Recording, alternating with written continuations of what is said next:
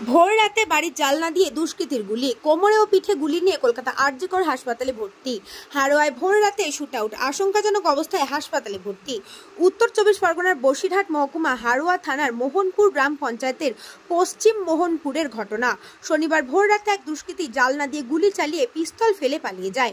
জানা যায় পারিবারিক বিবাদের জেরেই এই ঘটনা। মোহনপুরের রঘুনাথ দাসের বাড়িতে রঘুনাথ দাসের মেয়ের কোমরে ও পিঠে গুলি লাগে। কলকাতা হাসপাতালে ভর্তি হন তিনি। মেয়ের নাম শম্পা দাস, বয়স 28 বছর। তার অবস্থা আশঙ্কাজনক হওয়ায় কলকাতা আর.জি. করে নিয়ে যাওয়া হয় তাকে।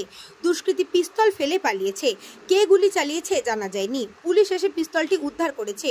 ওই বধূর প্রথম বিয়ে হয়েছিল মিনাখা থানার ধুতুরদাহ অসিত সর্দারের সাথে। একটি পুত্র সন্তানও আছে। স্বামী স্ত্রীর আদালতে ডিভোর্সের মামলা চলছে। ওই মহিলা এর মধ্যে আবার একটা বিয়েও হয় কলকাতায়। কি কারণে গুলি কে বা চালালো? প্রাক্তন স্বামী ও স্ত্রীর মধ্যে ঝামেলার জন্যই কি এই ঘটনা ঘটেছে, না এর পেছনে অন্য কোনো কারণ আছে? সবটাই তদন্ত শুরু করেছে হাড়োয়া থানার পুলিশ। এই ঘটনায় চাঞ্চল্য, দুষ্কৃতীর খোঁজে তল্লাশি চালাচ্ছে পুলিশ। দেখুন, হঠাৎ আচমকা রাত 2:30টার দিকে ফোন আসে যে এরকম এখানে একটা গুলিগোল্লা হয়েছে। সঙ্গে সঙ্গে আমার রাত্রে আসি, এসে দেখি মেয়েটা অচৈতন্য অবস্থায় পড়ে আছে, রক্তাক্ত অবস্থায়।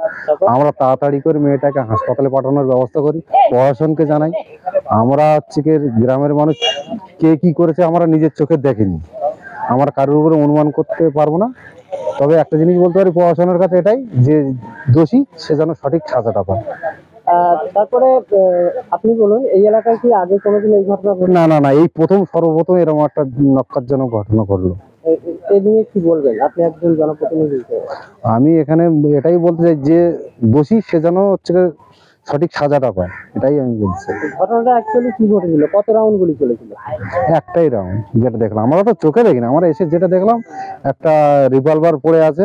ব্যুরো রিপোর্ট, নিউজ বঙ্গ টাইম।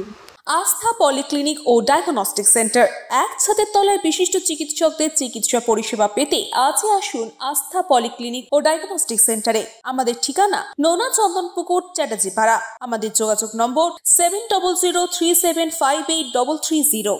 फास्ट मूविंग वर्ल्ड में वही आगे है जिसके पास है स्पीड, जैसे मेघबाला ब्रॉडबैंड। सही स्पीड, सही पहचान।